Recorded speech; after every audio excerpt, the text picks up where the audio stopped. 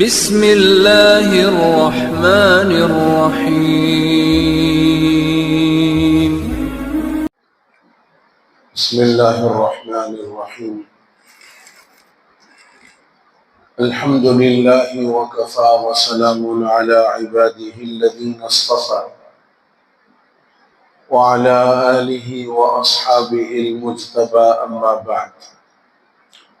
فاعوذ باللہ من الشیطان الرجیم بسم اللہ الرحمن الرحیم یا ایہا الذین آمنوا اتقوا اللہ وکونوا مع الصادقین صدق اللہ مولانا العظیم۔ نہایت قابل احترام عزیز بزرگوں، نوجوان بھائیوں،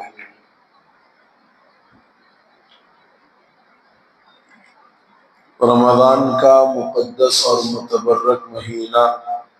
گزر چکا اور ایک تربیت کر کے ہماری اعمال کے اعتبار سے، تقوی کے اعتبار سے، اخلاص اور للہیت کے اعتبار سے اور اللہ کے قریب ہو جانے اور قریب کر دینے کے اعتبار سے تربیت کر کے ماہ رمضان رخصت ہو گیا۔ اب میری اور آپ کی بلکہ پوری امت مسلمہ کی یہ ذمہ داری ہے کہ وہ اس تربیت کے اثر کو باقی رکھے۔ لازمی بات ہے کہ ہر آدمی ہر وقت اپنے علاقے اور محلے میں ہو، یہ ضروری نہیں ہے، لیکن آپ جہاں کہیں ہوں، جب آپ کے لیے اذان کہیں جائے، نماز کا وقت ہو جائے، آپ یہ سوچیں کہ میرے اوپر اس وقت سب سے بڑی ذمہ داری نماز کی، کیونکہ رمضان کے فوری بعد جو حالات مساجد کے نظر آتے ہیں اس سے قلبی اعتبار سے بڑی تکلیف محسوس ہوتی ہے کہ ہم نے پورا رمضان عبادات کے اندر، اطاعات کے اندر، اعمال کے اندر گزار دیا، مگر پھر بھی ہماری طبیعتوں کے اندر وہ تأثر نہیں پیدا ہوا اور وہ بات ہماری طبیعتوں کے اندر نہیں آئی کہ ہم اللہ کے حکم کے آگے دنیا کی ہر چیز کو ہیچ سمجھنے والے بن جائیں۔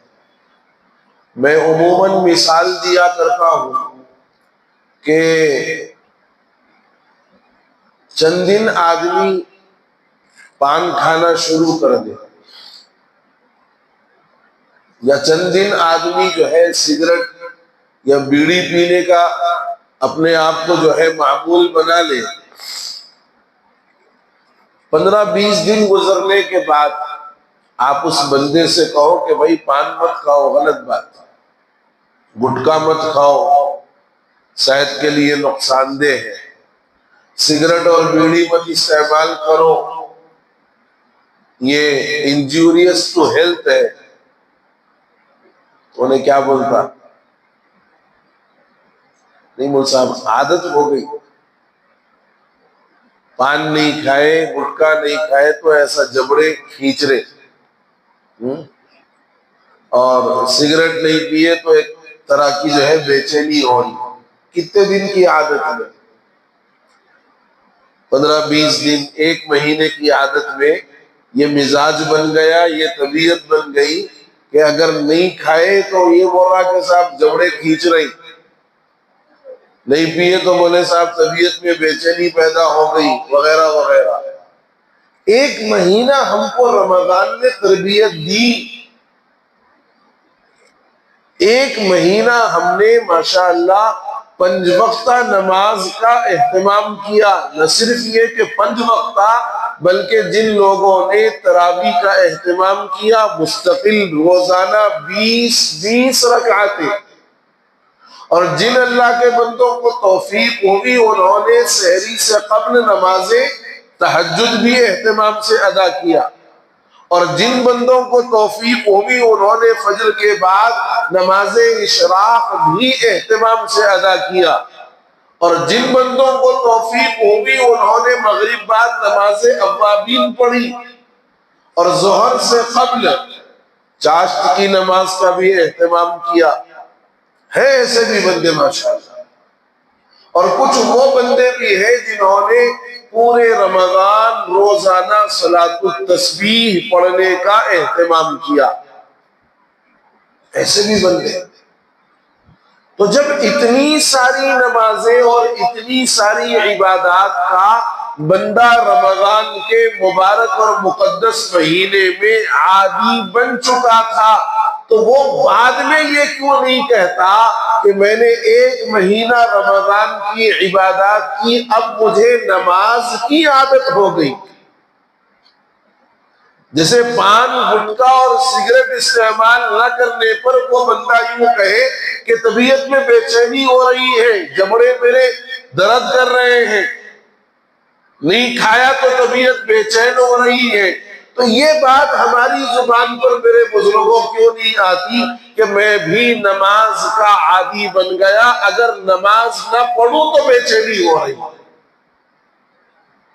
اللہ کے دربار میں جا کر سجدہ نہ کروں تو طبیعت کے اندر ایک اضطرابی کیفیت ہے، بے چینی والی کیفیت ہے۔ یہ ماحول اور یہ مزاج اور یہ طبیعت اگر بن جائے تو پھر یاد رکھو اللہ کی مدد اور نصرت آسمان سے اترتے ہوئے ہم اپنے سر کے آنکھوں سے دیکھیں۔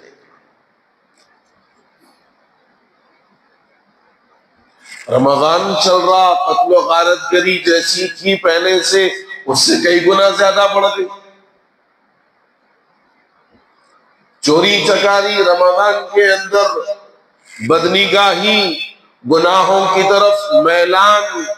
اور جتنی جو ہے مسجدوں سے دوری اختیار کرنے کا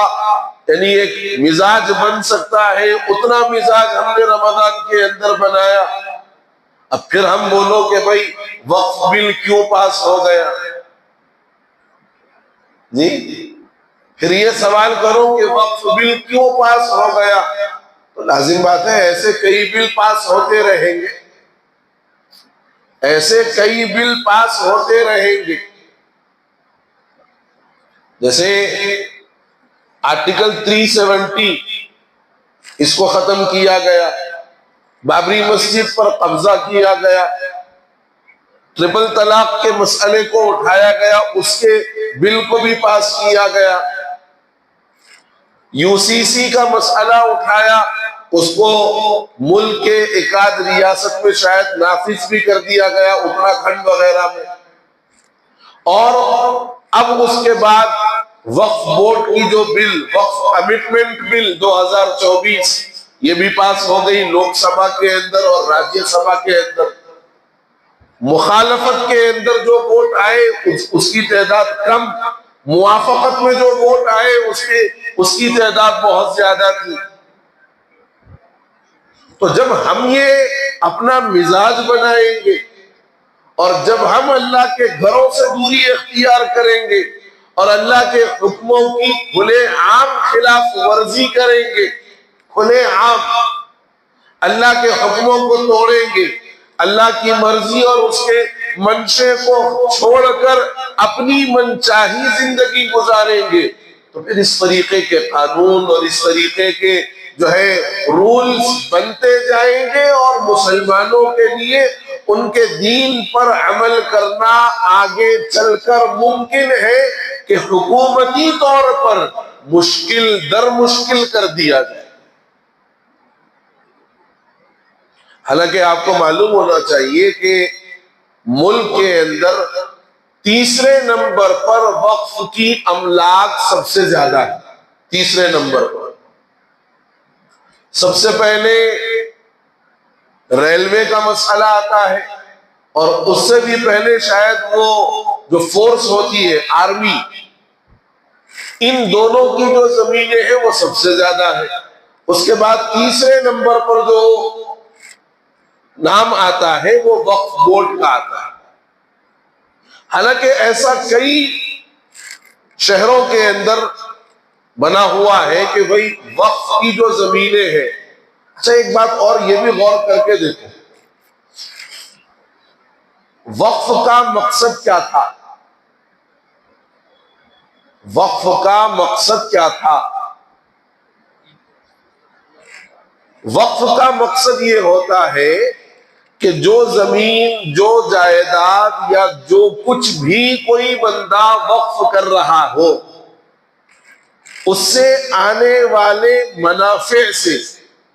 اس کے آنے والے پروفٹ سے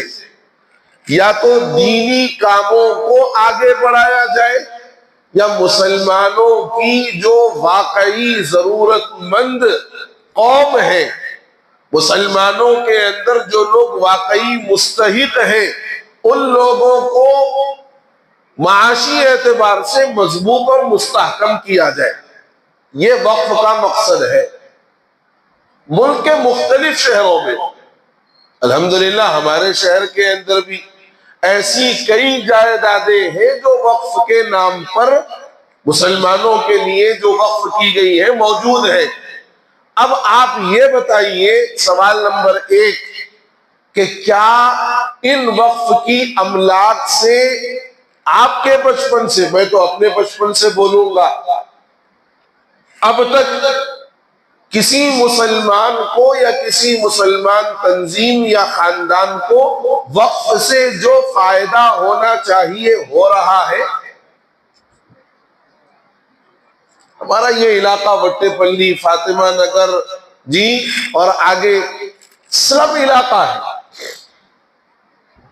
آپ اگر تحقیق کر کے دیکھو تو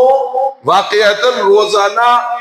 ڈیلی وائزز دہاڑی کی مزدوری پر کام کرنے والوں کی تعداد بہت زیادہ ہے. جس دن گیا گھر میں چولہا جلنا، جس دن نہیں گیا چولہا نہیں جلتا. اور خاندان قبیلے والوں کی بھی اتنی جو ہے تونگری نہیں ہے کہ وہ ان کی کوئی مدد کر سکے، ان کا بھی وہی حال ہے.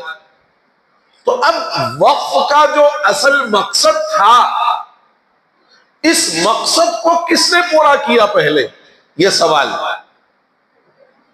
کوئی پورا نہیں کر رہا، بلکہ جو جتنا صاحب ثروت ہے یا جو جتنا صاحب طاقت ہے، جس کے پاس طاقت کا زور ہے اور جس کے پاس جو ہے اپنے بات کو منوانے کا زور ہے، وہ وقف کی جائیداد پر ناجائز قبضے کر کے پلاٹنگ کر رہا یا تو بیچ دے رہا. کیا بھائی غلط بول رہا ہوں؟ یہاں ہو بولتے، باہر جا کے بولتے مفتی صاحب آج یہ بات کرے بولتے. یہ ایسا نہیں کرنا ہے. وقف کا اصل مقصد تو یہی ہے کہ اس سے یا تو مسلم تعلیمی اداروں کے لیے، مسلم تعلیمی اداروں کا مطلب صرف مدرسہ نہیں، مسلمانوں کے تحت چلنے والے جو سکولز ہیں، کالجز ہیں، اگر جس وقت سے یہ املاک وقف کی گئی ہے، اگر اس وقت سے لے کر آج تک ان وقف کی املاک کا صحیح استعمال کیا جاتا تو بے شمار وقف کی جائیدادوں پر مسلمانوں کے بڑے بہترین تعلیمی ادارے قائم ہوتے. اگر ان وقف کی املاک کا صحیح استعمال کیا جاتا تو مسلمانوں کے معاشی استحکام کے لیے کوئی فیکٹریز بنتی جس کا فائدہ پورا مسلم تنظیموں کو ہوتا. ہم نے اپنے بچپن سے لے کر آج تک یہ نہیں دیکھا کہ واقعتاً وقف کے ذریعے سے مسلمانوں کے بالکل کمزور طبقات کا کوئی فائدہ ہوا ہو. یہ ضرور دیکھا ہے کہ جس نے سب سے پہلے وقف کی جائیداد کو اپنے نام پر کرائے پہ لے لیا، اس نے جو کرایہ طے کیا تھا 4 آنے 8 آنے 12 آنے روپیہ 1.25 روپیہ 2 روپیہ 5 روپیہ 10 روپیہ 20 50 100، بس اتنا انہیں دینے والا ہے. اور انہیں وہ جائیداد جو کرائے پہ لیا دوسرے کو دے کے وہاں سے ہزاروں ہڑپ رہا. ہے وقف کی جائیداد سے جو مسلمانوں کو فائدہ پہنچانا تھا ہم نے خود نہیں فائدہ پہنچایا. اب وقف بل پاس ہو گئی، بڑا افسوس ہو، تم کیا کرے؟ شہر کی بے شمار وقف کی املاک لینڈ گرابرز کے ذریعے سے راتوں رات اس پر پلاٹنگ کر کے اس کو بیچ دیا گیا۔ وہاں وقف یاد نہیں آیا، وہاں وقف یاد نہیں آیا، وہاں اللہ کا ڈر یاد نہیں آیا، وہاں اللہ کے پاس جواب دہی کا احساس یاد نہیں آیا۔ ارے میرے بھائی، وقف کے ذریعے سے جو فائدہ ملت کو ہونا چاہیے تھا، مسلمانوں نے خود اوقاف کے ساتھ غداری کی۔ لینکو ہلز کا حال سب کو معلوم ہے، بولنے کی ضرورت نہیں۔ حسین شاہ ولی کے پاس کی جو وقف کی اراضی تھی، سب کو معلوم ہے کیا ہوا۔ ایسے بے شمار، شہر کا میں ایک دو بول رہا ہوں خالی، ایسا کئی ہے پرانے شہر کے اندر، جہاں جہاں بزرگوں کے آستانے اور بزرگوں کی مزارات اور ان کے مقبرے ہیں، اس کے اطراف کا ایک بڑا حصہ اوقاف کا ہوتا ہے، اوقاف کا ہوتا ہے۔ مسجدوں کے پاس جو عام طور پر قطب شاہی دور کی، اورنگزیب عالمگیر رحمت اللہ علیہ کے دور کی ہو، اس کے اطراف کا ایک بڑا حصہ وقف کا ہوتا ہے۔ کتنی حفاظت کرے ہم، کتنی حفاظت کرے میرے بھائی وقف کی۔ آج وقف بل پاس ہو گیا، بڑا افسوس، یہ وہ۔ میں بڑے صاف الفاظ میں آپ سے یہ بات کہتا ہوں کہ یہ ہم مسلمانوں کی بدنیتی، ہم مسلمانوں کا وقف کی املاک پر ناجائز قبضے کرنا اور وقف کی املاک کو لے کر اپنا ذاتی مفاد اس میں ڈھونڈنا، ملت اور ملک کا مفاد چھوڑ کر شخصی مفاد کی طرف توجہ اور اس کی فکر کرنا، یہ اصل وجہ ہے وقف بل جو پاس ہوا۔ وہ فلاں سی ایم صاحب تائید کرے، وہ فلاں سی ایم صاحب تائید کرے، چھوڑو آپ۔ الکفر ملت واحدہ، کفر ایک ہی ملت ہے، سب ایک ہی ہے۔ ہم کسی پر اگر اعتبار کر کے اور ان کی زبان سے سن کے خالی خوش اور مطمئن ہو گئے کہ فلاں صاحب بول دیے نہیں کرتے بول کے، انہوں بھی بول دیے نہیں کرتے بول کے، کوئی ضروری نہیں ہے۔ جو آج بولے وہ کل نہ کریں، یہ کوئی ضروری نہیں ہے۔ لیکن بحیثیت مسلمان، بحیثیت ملت، ہماری جو انفرادی یا اجتماعی ذمہ داری تھی، کیا واقعی ہم نے اس ذمہ داری کو ادا کیا؟ یہ بات غور کر کے دیکھو۔ اور رہی بات حکومت وقت کی، تو حکومت وقت نے تو یہ کہا کہ اس کے ذریعے سے ہم مسلمانوں کا پروٹیکشن کریں گے، مسلمانوں کو ان کے حقوق دلائے جائیں گے۔ بڑی عجیب جو ہے تعجب خیز بات یہ ہے کہ جب مسلمان روڈ پر نماز پڑھے تو آپ کو اس کی نماز سے ٹینشن، مسلمان اپنے گھر کی چھت پر نماز پڑھنا چاہے، آپ ڈرون کے ذریعے سے یہ دیکھو کہ بھئی کون اپنے گھر کی چھت پر جمعۃ الوداع کی نماز پڑھ رہا ہے۔ آپ مسلمانوں کے لیے اتنے ہمدرد بتانے کی جو جھوٹی کوشش کر رہے ہو اور جو ہے غلط چہرہ دکھا رہے ہو، آپ گاؤں کشی کے نام پر مسلمانوں کو مار کر پیٹ کر آپ سرے عام اس کو قتل کروا دو، مسلمانوں کے مکانات کے انہدام پر سپریم کورٹ کے روک لگانے کے باوجود آپ بلڈوزر چلا دو۔ جی مسلمان ٹرین میں سفر کرے تو آپ کا اس کو ٹرین میں سفر کرنا داڑھی اور ٹوپی کے ساتھ پسند نہ آئے تو چند اوباش لڑکوں کے ذریعے سے اس کی پٹائی کروا دو، اور ٹرین کے اندر اگر ہو سکے اور آپ کو موقع مل جائے تو مسلمان کے ساتھ قتل اور خون کا بھی آپ معاملہ کرو، اور ان تمام باتوں پر آپ کی زبان سے حرف غلط کی طرح مسلمانوں کی تائید میں اور مسلمانوں کی حمایت میں یا ان غلط کام کرنے والوں کی غلط کاری پر آپ کی زبان سے حرف غلط کی طرح کوئی بات نہ آئے اور آپ یوں کہو کہ وقف بل کے ذریعے سے ہم مسلمانوں کا پروٹیکشن کرنا چاہتے ہیں، تو میں تو یہی کہوں گا what a joke, joke of the year. یہ ساری چیزوں کے ذریعے سے آپ نے مسلمانوں کو پریشان کیا، مسلمانوں کے املاک کو آپ نے ناجائز طور پر ختم کیا، مسلمانوں کے کاروباروں کو، مسلمانوں کے معاش کو دن بدن کمزور آپ نے کیا۔ بس آپ ایک عنوان آپ نے لگایا کہ ہم مسلمانوں کا پروٹیکشن چاہتے ہیں، جیسے ٹرپل طلاق کے اندر کہا کہ عورت پر ہونے والے ظلم کو ہم ختم کرنا چاہتے ہیں، اس لیے ٹرپل طلاق کا قانون ہم نے بنایا۔ یہ صرف عنوان ہے، حقیقت کچھ اور، یہ صرف عنوان ہے، حقیقت کچھ اور ہے۔ بس یہ بات یاد رکھنے کی ضرورت ہے اس وقت بالخصوص کہ ہمیں اپنے مساجد کی حفاظت کے لیے، بزرگوں کے آستانوں کی حفاظت کے لیے اور اوقافی جائیداد، یہ الگ بات ہے کہ وہ جس کے اختیار اور جس کے قبضے میں ہے، وہ جو اس پر کام کریں گے اس کا جواب ان کو دینا ہے، وہ جو کام کریں گے اس پر ان کا جواب وہ ضرور اپنی قبروں میں دے بھی رہے ہوں گے، دیں گے بھی، اور جو جیسا کرے گا ویسا بھگتے گا۔ لیکن ملک کی ایک موقر تنظیم نے، مسلم پرسنل لا بورڈ نے حکومت کے اس قانون کو چیلنج کیا، اور پورے ملک کے اندر شاید ہو سکتا ہے کہ مسلمانوں کو آواز دی جائے دھرنے کے لیے، مسلمانوں کو آواز دی جائے ریالی کے لیے، مسلمانوں کو آواز دی جائے جلسوں کے لیے، تو پھر یاد رکھنا چاہیے یہ ہمارا دینی ملی فریضہ ہے۔ یہ کوئی دیوبندی، بریلوی، وہابی، اہل حدیث، شیعہ، سنی کوئی مسئلہ نہیں ہے، یہ بحیثیت قوم مسلمان کا مسئلہ ہے،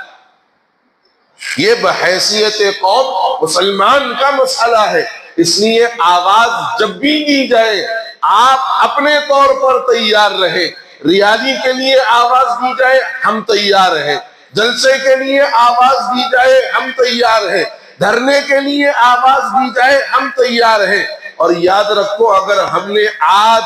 اس پر جو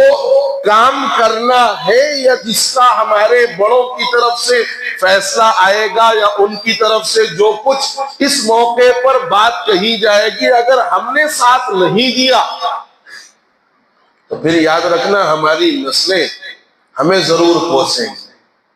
ہماری نسلیں ہمیں اچھائی سے نہیں یاد کریں گی، ہماری نسلیں ہمارا تذکرہ برائی سے کریں گی۔ اس لیے بحیثیت مسلمان قوم اس وقت جو بل پاس ہو گیا، ہونے سے پہلے کیا ہونا چاہیے تھا، کیا نہیں ہوا، اس پر غور کرنے کی ضرورت، ہو جانے کے بعد حتی الامکان اس کو جہاں تک روکنے کی، یعنی واپس لینے کی، روکنے سے مراد اس قانون کو واپس لینے کی حتی الامکان ہمارے بڑوں کی طرف سے بتائی ہوگی، جن باتوں کے ذریعے سے کوشش ممکن ہے وہ کوشش کرنا ہماری ذمہ داری ہے۔ قرآن نے کہا ان اللہ لا یضیع اجر المحسنین، اللہ تعالیٰ اچھا کام کرنے والوں کے اجر کو ضائع نہیں کرتا۔ حضرت یوسف کی خریداری مصر کے بازار میں چل رہی تھی، حضرت یوسف کی خریداری مصر کے بازار میں چل رہی تھی، لوگ اپنی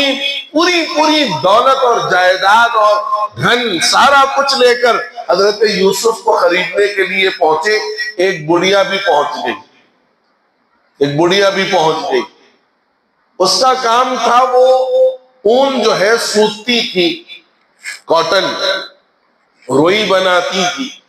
اور بہت تھوڑی سی مزدوری پر اور بہت تھوڑے سے پیسوں پر وہ کام کرتی تھی۔